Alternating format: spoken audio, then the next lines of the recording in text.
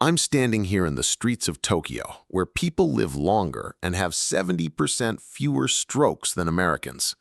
As a researcher who spent the last 30 years studying stroke prevention, I had to understand why. Most people think genetics or expensive treatments are the key to stroke prevention. That's what I believe too. But after studying Japanese centenarians for 6 months and interviewing over 100 people over 90, I discovered something that shocked me. It's actually 7 simple daily habits that anyone can start today. The most powerful one takes just 15 minutes. I'm Dorian Reed, and I've helped thousands of seniors reduce their stroke risk through evidence-based lifestyle changes. But here's what keeps me up at night. Every 40 seconds, someone in America has a stroke. Every 3.5 minutes, someone dies from one. And 80% of these strokes are preventable. Today, I'll show you exactly how each Japanese habit works and how to adapt it for North American life, even if you're starting at 60, 70, or beyond. By the end of this video, you'll have a complete system that could literally save your life. But first, let me tell you about Margaret, a 68-year-old woman who ignored these warning signs. Margaret reached out to me last year after her 3rd mini-stroke. She was doing everything her previous physician told her, taking medication, watching her cholesterol, but she was still eating the standard American way until completely full at every meal. The Japanese have a practice called hara hachibu that could have saved Margaret years of suffering. They stop eating when they're 80% full, never 100%. Here's what most people don't realize.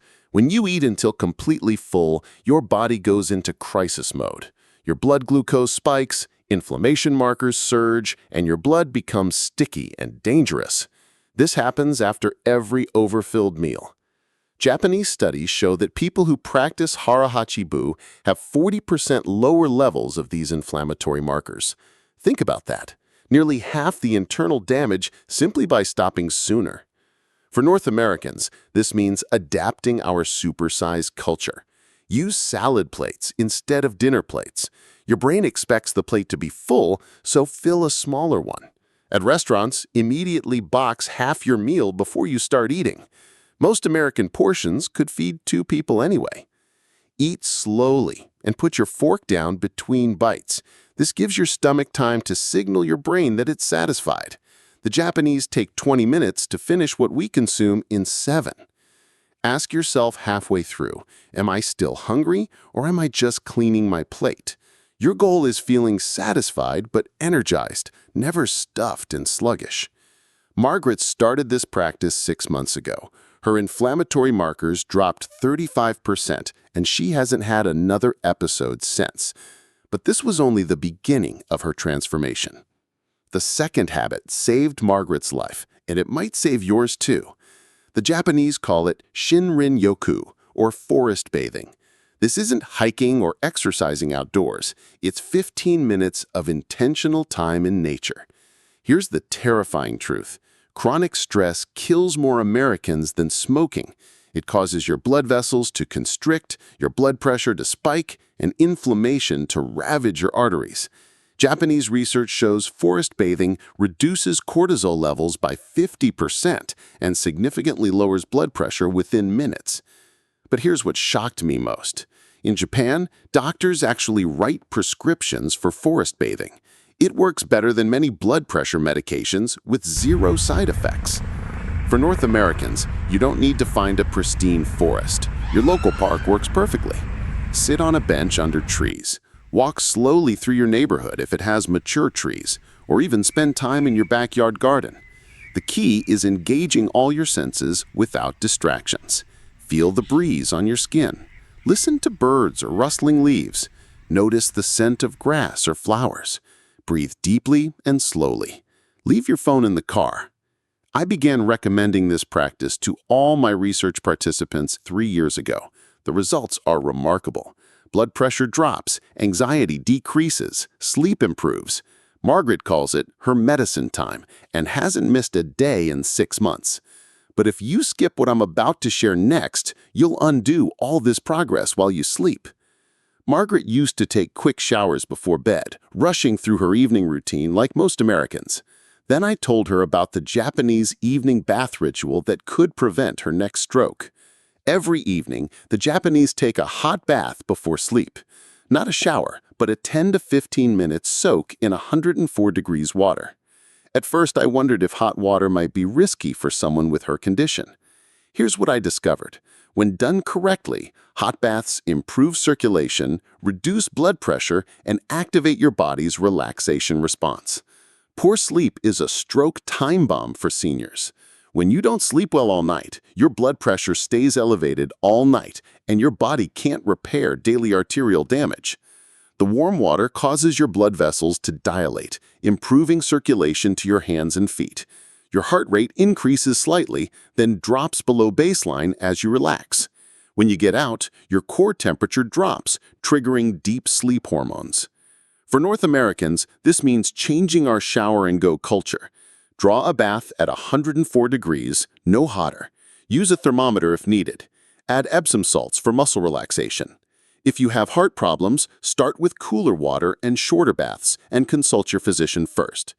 Margaret's nighttime blood pressure dropped 18 points within 2 weeks of starting this ritual. She sleeps through the night for the first time in years. But there's something she drinks every afternoon that amplifies these benefits even more. Here's a mistake that's slowly killing millions of Americans. We drink coffee all day long. That afternoon cup of joe you think is harmless, it's setting you up for a stroke. Coffee alone causes blood pressure spikes throughout your cardiovascular system. That jittery feeling you get is your heart working overtime, your arteries constricting, stress hormones flooding your system. The Japanese discovered something brilliant. They switched from coffee to green tea after 2 p.m. Green tea contains caffeine plus a unique compound called L-theanine that prevents the cardiovascular stress response. Studies show that people who drink green tea regularly have 65% lower stroke risk compared to non-tea drinkers. That's not a typo, nearly 2/3 lower risk. For North Americans, this means breaking our coffee addiction gradually. Replace your afternoon coffee with high-quality green tea. Brands like Bigelow or Twinings work fine, but look for sencha or matcha varieties if available. Steep at 175 degrees for 2 to 3 minutes. Boiling water destroys the beneficial compounds. Aim for 2 to 3 cups between 2 and 6 p.m. If you're caffeine sensitive, decaffeinated green tea still provides benefits, though slightly reduced. Margaret made this switch, and her afternoon energy became more stable than it had been in decades. Her blood pressure readings improved within weeks. But the most powerful habit I discovered addresses something most doctors completely ignore. This next habit revealed something that terrified me as a researcher. Harvard studies followed seniors for over 20 years and found that those without a strong sense of purpose had 60% higher inflammation markers linked to stroke. Think about that. If you wake up with no clear reason to get up, no sense of meaning, your body is literally attacking itself with inflammation. The Japanese call it ikigai, your reason for being. But here's what most people miss. This isn't about finding your grand life mission at 70. It's about daily purpose, small reasons to get up each morning. Isolated seniors have stroke rates 50% higher than those with strong social connections and purpose. In America, we warehouse our elderly in retirement communities and wonder why they deteriorate so quickly. Here's a simple daily practice that could save your life. Spend 5 minutes each morning thinking about 3 things: what you enjoy doing, what you're good at, and how you can help others. The overlap is your ikigai. Maybe you love cooking and you're good with recipes. Your purpose could be teaching young neighbors to cook healthy meals. Maybe you're good at listening and you care about people. Volunteer at your local library reading to children. Margaret discovered her ikigai was helping other stroke survivors. She now leads a support group at her community center twice a week. Her blood pressure and stress markers improved dramatically within 30 days. But there's something happening in your gut right now that controls more of your stroke risk than your mindset.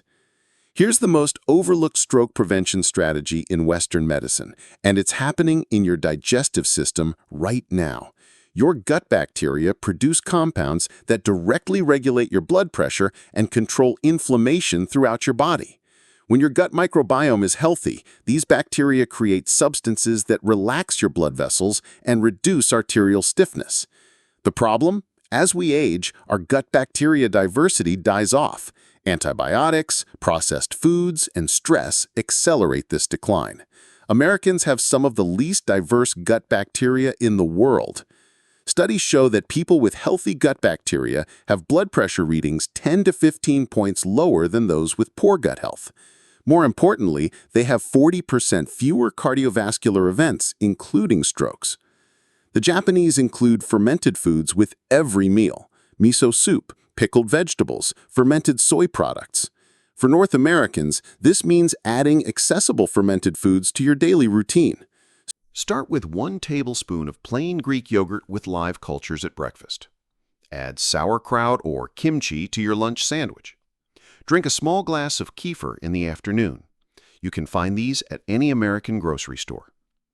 If you're not used to fermented foods, start small. Your digestive system needs time to adjust. Within 2 weeks, most patients notice better digestion and more stable energy. Margaret added Greek yogurt and sauerkraut to her daily routine. Her blood pressure improved within a month, and her energy levels stabilized. But the final habit addresses the deadliest time of day for seniors. This final habit could be the difference between life and death. Most strokes happen between 6 and 10 a.m. Let me repeat that. The morning hours are when your life is most at risk. Why? When you wake up, your blood pressure naturally surges as your body prepares for the day.